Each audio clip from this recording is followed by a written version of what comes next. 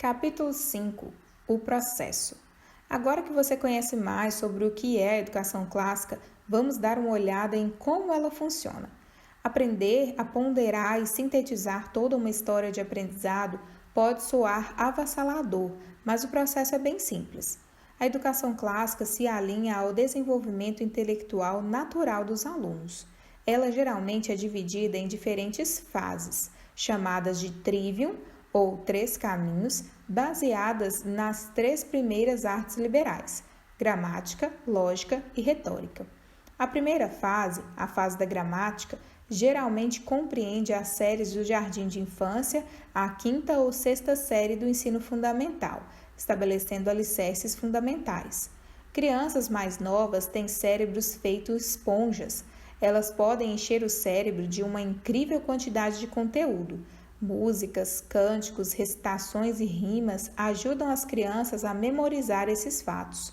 A informação de fatos matemáticos ou países do mundo ou de regras da ortografia permanecerá com elas pelo resto da vida.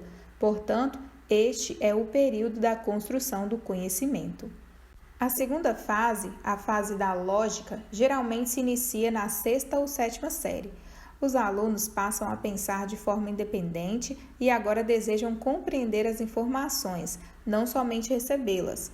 Com uma forte base de conhecimento adquirido na fase da gramática, eles começam a pensar de forma mais abstrata e a perguntar por que ou como. A perspectiva deles se amplia e começam a reconhecer conexões em todo o conteúdo, compreendendo por que acontecimentos importantes na história ocorreram. Os alunos tornam-se aptos para a aplicação da lógica formal, aprendem a apoiar uma ideia e a analisar a literatura criticamente, conforme o domínio sobre a arte da argumentação se desenvolve. A terceira fase do trivium é a fase da retórica, que costuma se dar durante as séries do ensino médio. Ao utilizar suas fortes bases de conhecimento e habilidades em lógica adquiridas nas séries anteriores, os alunos na fase da retórica aprendem a expressar ideias de forma clara e efetiva. Eles ganham confiança para pensar de forma independente e são capazes de compartilhar com eloquência suas cosmovisões por meio do discurso falado e escrito. Embora cada fase tenha um foco específico, o conhecimento e as habilidades não são limitadas a um único nível. Os alunos do terceiro ano do primeiro ciclo do ensino fundamental estudarão a lógica de uma teoria em ciências, e os alunos do ensino médio estarão focados em memorizar fatos essenciais a um conceito. No entanto, o ponto central da educação cristã clássica não se limita aos três caminhos das artes liberais: gramática, lógica, retórica.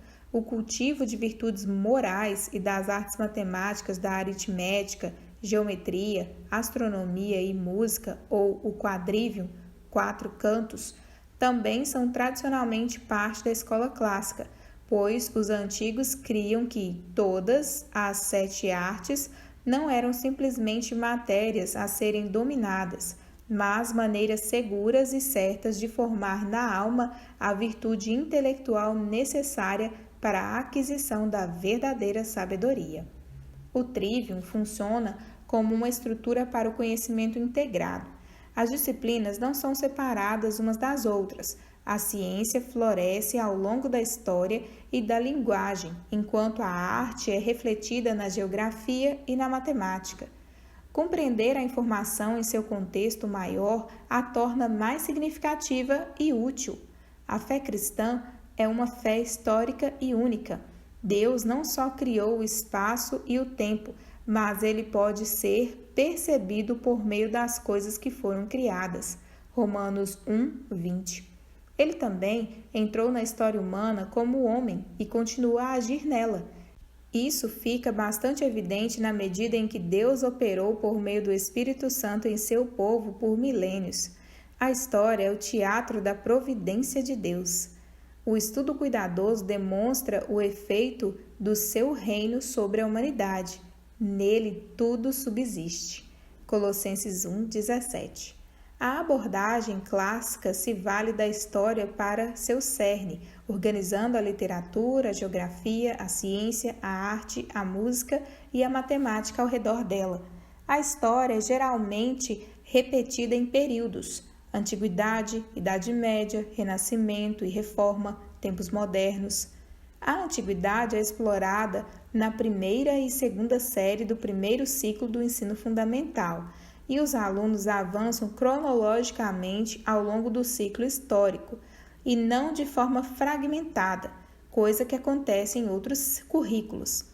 O latim também costuma ser parte do conteúdo da escola clássica.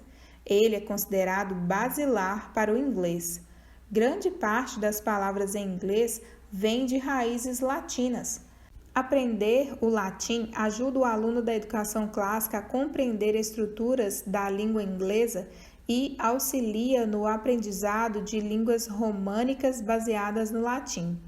Alunos que estudam latim por no mínimo 2 anos conseguem notas significativamente mais altas em provas de exames padronizados, como o SAT.